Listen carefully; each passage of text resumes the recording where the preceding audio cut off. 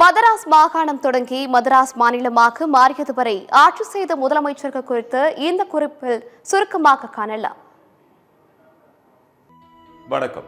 India சுதந்திரம் அடைகிறதுக்கு முன்னாடி 1920 தொடங்கின மதராஸ் மாகாணத்துல இருந்து சுதந்திரம் அடைந்த பின்னாடி மதராஸ் மாநிலமா மாறி தமிழ்நாடு மாநிலமா உருமாறுனது வர மொத்தம் 21 முதலமைச்சர்களை கண்டிருக்கு.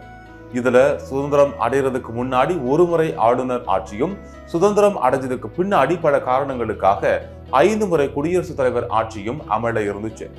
மதராஸ் மாகாணத்துல முதல் முதலமைச்சரா 1920 நீதி கட்சியை சேர்ந்த சுப்புராயலு பதவியேற்றார். அதை தொடர்ந்து 1921 பனகல் ராஜாவும், 1926 பி சுப்புராயலும், 1930 பி முனுசுவாமி நாயுடுவும், 1932 ராமகிருஷ்ண ரங்காராவும், 1936 பி டி ராஜனும், அதே ஆண்டு ராமகிருஷ்ண ரங்காராவும், 1937 கூர்மா வெங்கடரெட்டி நாயுடுவும், அதே ஆண்டுல ஸ்ரீ ராஜகோபாலாச்சாரியும் முதலமைச்சர்களா பதவி வகிச்சாங்க. இதுல 1926 பி சுப்புராயன் மற்றும் 1937 முதலமைச்சரா இருந்த கூர்மா வெங்கடரெட்டி நாயுடு ஆகியோர் சுயேட்சையா போட்டியிட்டது குறிப்பிடத்தக்கது. 1939 ஆங்கிலேயருக்கு ஒத்துழைப்பது இல்லை அப்படிங்கிற இந்திய தேசிய காங்கிரசின் முடிவின்படி ராஜாஜி முதலமைச்சர் பதவியிலிருந்து விலக 1939 முதல் 1946 வரை ஆளுநர் ஆட்சி நடந்துச்சு.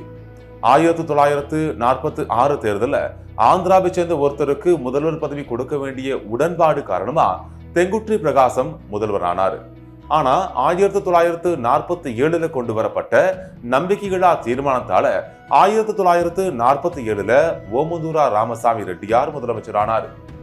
இந்தியா சுதந்திரம் அடைந்தப்போ ஓமந்தூரார் தான் முதலமைச்சராக இருந்தார்.